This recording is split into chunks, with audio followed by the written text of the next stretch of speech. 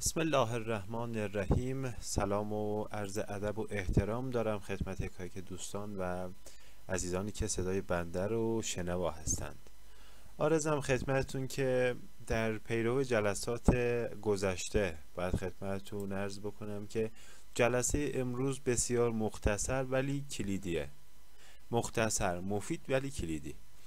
موضوع اینه که ما یک قانونی داریم در علم آسترولوژی و اون اسمش اینه که قانون شرایط ابطال شرف و یا حبوط یک سیاره.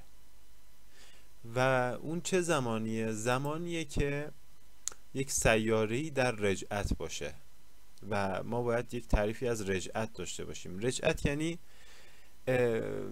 همون برمیگرده به مباحث اولیه‌ای که در گروه با هم دیگه توضیح دادیم و گفتیم که بعضا یک سیاره و یا ستاره از ثوابت ممکنه که از دیدگاه من ناظر زمینی عقب‌تر دیده بشه نسبت به اون نرمال حرکتی که داره.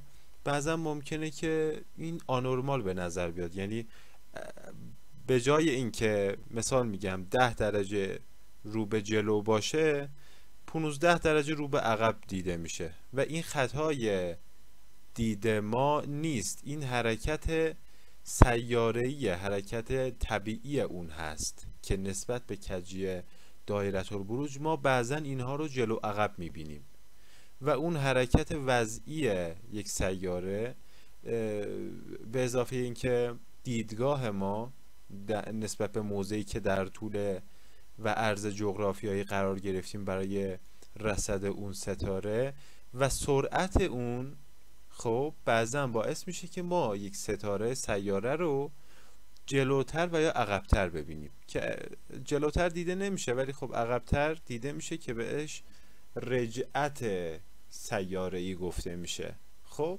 پس رجعت این شد که یک ستاره و یا سیاره‌ای نسبت به دید من ناظر عقبتر دیده بشه و این یک بحث آسترونومی داره که چرا عقبتر دیده میشه و در مباحث آیندهمون بیشتر به این قضیه میپردازیم که اصلا رجعت از لحاظ آسترونومی یعنی چی.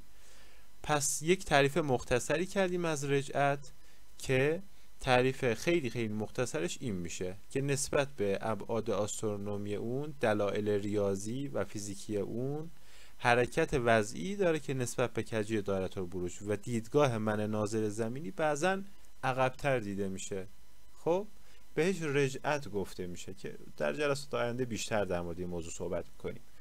رجعت اگر در یک سیاره‌ای که در شرف باشه، خب مثال میگم یک سیاره‌ای اگر در شرف باشه رجعت داشته باشه اون شرفش ابطال میشه. اگر سیاره‌ای در حبوط باشه و رجعت داشته باشه حبوط اون ابطال میشه. این یک قانون